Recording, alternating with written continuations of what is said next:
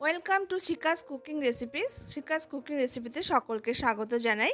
আজ নিয়ে এসেছি তেল ছাড়া ভীষণই মুখরোচক কাঁচা আমের টক ঝাল মিষ্টি স্বাদের ঝুরি আচার।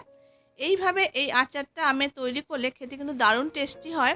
আর অনেক দিন ধরে কিন্তু আপনারা স্টোর করে রাখতে পারবেন কোনো রকম রোদে দেওয়ার ঝামেলা ছাড়াই। আর খেতেও ভীষণ মজার হয়। বাকি সব আমের আচারের থেকে এটা কিন্তু স্বাদের সেরা হয় খেতে। তাহলে আসুন দেখে নেওয়া যাক। তো এখানে আমি 5টে মাঝারি মাপের কাঁচা আম নিয়ে নিয়েছি। কাঁচা আমটাকে কিন্তু খুব ভালো করে ধুয়ে জলটাকে শুকিয়ে নিয়েছি। এবার দেখুন আমের খোসাগুলোকে আমি ছাড়িয়ে নিয়েছি বটি দিয়ে। এরপর আমি আমটাকে কেটে নেব। তো দেখে নিন আমি কিভাবে আমটাকে কেটে নিচ্ছি। একদম কিন্তু ঝিরিঝিরি মতো করে কেটে নিতে হবে। তো দেখুন ছুরি দিয়ে এইভাবে করে অল্প অল্প রেখে রেখে আমি কেটে নেব। তো দেখুন গাটাকে এইভাবে করে অল্প অল্প ফাঁকা রেখে রেখে আমি কেটে নিচ্ছি। তো যদি আপনাদের এটা বটি দিয়ে কাটতে সুবিধা হয় তাহলে বটি দিয়ে এভাবে করে কেটে নিতে পারেন। আর ছুরি দিয়ে কিন্তু এটা ইজি হয়, খুব তাড়াতাড়ি কাটা হয়ে যায়। তো যেটাতে আপনাদের সুবিধা হয় সেইভাবে আপনারা এই আমটাকে এইভাবে করে ঝিরিঝিরি করে কেটে নেবেন প্রথমে। তো সমস্ত আমটা দেখুন এইভাবে করে রেখে রেখে অল্প অল্প রেখে রেখে ফাঁকা রেখে রেখে আমি কেটে নিয়েছি। তো কাঁচা আমের অনেক রকম রেসিপি তো আমরা খেয়ে থাকি। তো বন্ধুরা এইভাবে একবার এই রেসিপিটা ট্রাই করে দেখবেন, খেতে কিন্তু দারুণ হয়। তো আমের গাঁটটাকে কিন্তু পুরোটা আমি একদম সরু সরু করে কেটে নিয়েছি। এরপর ছুরি দিয়ে দেখুন সাইড থেকে এইভাবে করে একটু কেটে কেটে নিচ্ছি। এতে দেখুন একদম সরু সরু মতো করে কিন্তু ঝিরিঝিরি মতো করে কিন্তু আমটা কেটে বেরিয়ে আসছে। আর এইভাবে কাটতে কিন্তু খুব সহজ হয়, ইজি হয় এই প্রসেসে কাটলে। তো এইভাবে করে দেখুন ঝিরিঝিরি মতো করে সমস্ত আমটাকে আমি কেটে নিয়েছি। আমটা কিন্তু কেটে নিয়ে কিন্তু আর ধোয়া যাবে না। আমটা কাটার আগেই কিন্তু খুব ভালো করে এটাকে ধুয়ে নিতে হবে। এটাকে একদমই কিন্তু জল লাগানো যাবে না। তো এরপর আমি আচার বানানোর প্রসেসটা তৈরি করে দেবো। তো আমি একটা কড়াইয়ের মধ্যে আমি পুরো আমটাকে দিয়ে দিয়েছি। তো বন্ধুরা আপনারা যতটা পরিমাণ বানাতে চান সেই পরিমাণ মতো কাঁচা আমটা নিয়ে নেবেন। আর কাঁচা আমের পরিমাণ হিসাবে কিন্তু এখানে মিষ্টির পরিমাণটা দিতে হবে। যতটা পরিমাণ আপনাদের টক মিষ্টি আছে আমটা সেই হিসাবে দিতে হবে। তো আমি এখানে 1.5 কাপ পরিমাণ চিনি দিয়ে দিয়েছি। এবার চিনিটা দিয়ে খুব ভালো করে একটা প্যাচুলার সাহায্যে আমের সঙ্গে চিনিটাকে খুব ভালো করে একদম মাখিয়ে নেব, যেন প্রত্যেকটা আমের গায়ে চিনিটা মানে লেগে যায়। খুব ভালো করে এটাকে কিন্তু মেশাতে হবে সময় ধরে। আর বন্ধুরা এখানে আমি বলে রাখি, যদি আপনারা এই আচারটা দীর্ঘদিন স্টোর করে রাখতে চান সেক্ষেত্রে কিন্তু 1 টিস্পুন পরিমাণ এখানে একটু ভিনেগার আপনারা অ্যাড করতে পারবেন। এতে কিন্তু দেখবেন দীর্ঘদিন ধরে আচারটা কিন্তু ভালো থাকবে, নষ্ট হবে না।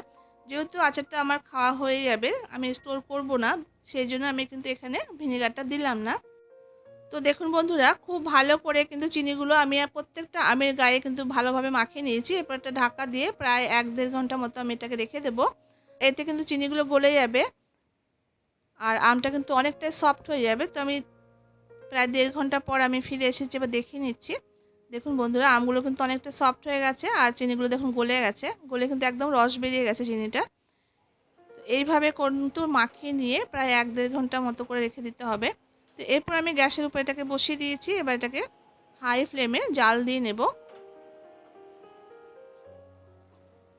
আর এই আচারটা তৈরি করতে কিন্তু কোনো রকম তেল তারপরে জল কোনো দেওয়ার প্রয়োজন হয় না। তো দেখুন আচারটাকে আমি ফুটতে দিয়েছি। এবার ফুটতে ফুটতে এই সময় আমি এখানে খুবই সামান্য পরিমাণে একটু হলুদের গুঁড়ো আর খুবই সামান্য পরিমাণে একটু লাল লঙ্কার গুঁড়ো দিয়েছি কালারের জন্য। আর হালকা হালকা একটু ঝাল ঝালও হবে। আর এখানে 1/2 টিস্পুন পরিমাণে খাওয়ার যে লবণটা হয় সেই লবণটা দিয়েছি। আর এখানে 1/2 টিস্পুন আমি ব্ল্যাক সল্টটা দিয়েছি। এই ব্ল্যাক সল্টটা দিলে কী হবে, ব্ল্যাক সল্টের যে একটা ফ্লেভারটা এই আচারে কিন্তু বেশ ভালো যায়, খেতে কিন্তু ভালো লাগে। আর ব্ল্যাক সল্টে কিন্তু খুব বেশি একটা লবণ হয় না, তো তাই জন্য আমি সামান্য পরিমাণে একটু খাবার লবণটা অ্যাড করেছি। এবার নাড়াচাড়া করে খুব ভালো করে আমি লবণ হলুদ লবণ তারপর লঙ্কা গুঁড়োটা মিশিয়ে দিয়েছি। এরপর ঢাকা দিয়ে ফ্লেমটাকে মিডিয়ামে দিয়ে আমি এটাকে ফুটতে দিয়েছি। এটা ফুটতে থাকুক। তো এই সময় আমি আচারের একটা মশলা তৈরি করে নিচ্ছি। তো গ্যাসের অন্য সাইডে আমি একটা ফ্রাইং প্যান বসিয়ে দিয়েছি, তাতে 1 টিস্পুন আমি 5 ফোড়ন আর 1 টিস্পুন আমি গোটা ধনে আর 1 টিস্পুন পরিমাণ গোটা জিরে দিয়ে দিয়েছি। আর এর সাথে 3টে থেকে 4টে আমি শুকনো লঙ্কা দিয়ে দিয়েছি। এবার এটাকে নাড়াচাড়া করে মিনিট 2-3 মতো একটু ড্রাই রোস্ট করে নেব। খুব বেশি যেন মশলাটা পুড়ে না যায় সেদিকটা খেয়াল রাখতে, হালকা একটু ড্রাই রোস্ট করে নিয়ে নামিয়ে নিতে হবে। খুব বেশি যদি মশলাটা পুড়ে যায় তাহলে কিন্তু মশলাটা তেতো হয়ে যাবে। তো দেখুন হালকা একটু নাড়াচাড়া করে নিয়েছি। এবার একটা প্লেটে আমি নামিয়ে এটাকে ঠান্ডা করে নেব প্রথমে, তারপরে কিন্তু এটাকে গুঁড়ো করব। গরম অবস্থায় কিন্তু গুঁড়ো করতে যাবে না, তাহলে কিন্তু এটা পোড়া পোড়া মতো গন্ধ চলে আসবে মশলাতে। তো দেখুন মশলাটা আমি গুঁড়ো করে নিয়েছি। আর এরকম একটু গোটা গোটা মতো রাখতে, একদমই কিন্তু পাউডার মতো মশলাটা পেস্ট করা যাবে না, গুঁড়ো করা যাবে না, একটু শক্ত শক্ত মতো একটু রাখতে হবে। এইভাবে করে কিন্তু গুঁড়োটা করে নিতে হবে মশলাটা। তো এবার আমি ফিরে এসেছি, এবার আমি দেখে নেব। দেখুন আমটা কিন্তু অনেকটাই ট্রান্সপারেন্ট হয়ে গেছে। দেখুন আপনারা, আমি একটু দেখিয়ে দিচ্ছি, একদম কিন্তু এরকম ট্রান্সপারেন্ট হয়ে গেছে। আর এরকম করে নিতে হবে, জাল দিতে দেখবেন একসময় এরকম আমটা একদম ট্রান্সপারেন্ট হয়ে গেছে। তো আরও মিনিট 5-6 মতো আমি মিডিয়াম টু হাই ফ্লেমে জাল দিয়ে নিয়েছি। দেখুন অনেকটা কিন্তু আমের আচারটা শুকিয়ে এসেছে। এরপর আমি যেটা করব, আমি উপর থেকে একটু শুকনো লঙ্কাকে আমি কড়াইতে একটুখানি ভেজে নিয়ে তারপর সেটাকে একটু গুঁড়ো করে নিয়ে এটাকে ছড়িয়ে দিয়েছি। বা আপনাদের কাছে যদি চিলি ফ্লেক্স থাকে সেটাও কিন্তু আপনারা দিতে পারেন। এতে কী হবে, আচারের টেস্টটা কিন্তু দ্বিগুণ হবে, খেতে কিন্তু ভালো লাগবে। যখন আপনার আচারটা খাবেন, লঙ্কার দানাগুলো যখন মুখের মধ্যে পড়বে তখন কিন্তু খুব ভালো টেস্ট আসবে খেতে। এরপর আমি যে ভাজা মশলাটা তৈরি করেছিলাম আচারে, সেখান থেকে 2 চামচ মতো দিয়ে দিয়েছি। দেখুন আচারটা কিন্তু তৈরি হয়ে গেছে। এবার আমি এই অবস্থায় নামিয়ে নেব। তবে আপনারা যদি আর একটু শুকনো শুকনো মতো করে নিতে চান, সেক্ষেত্রে কিন্তু আর একটু শুকিয়ে নিতে পারেন। কিন্তু এটা কিন্তু ঠান্ডা হয়ে গেলে এমনিতেও কিন্তু ঝুরঝুরে হয়ে যাবে। দেখুন কতটা পরিমাণ ঝুরঝুরে হয়ে গেছে। তো আমি এই অবস্থায় নামিয়ে নিয়েছি। তো আচারটা দেখুন ঠান্ডা হয়ে গিয়ে কিন্তু অনেকটা কিন্তু ঝরঝরে হয়ে গেছে। আর এইভাবে একটু ঝরঝরে করে নিলেই কিন্তু খেতে ভালো লাগে। আর এইভাবে কিন্তু দীর্ঘদিন স্টোর করে রাখা যাবে। তো আশা করছি আমের আচারের এই রেসিপিটা আপনাদের কাছে খুব ভালো লেগেছে। দেখা হচ্ছে পরবর্তী রেসিপির সঙ্গে। ততক্ষণের জন্য আপনারা সবাই খুব ভালো থাকবেন, সুস্থ থাকবেন।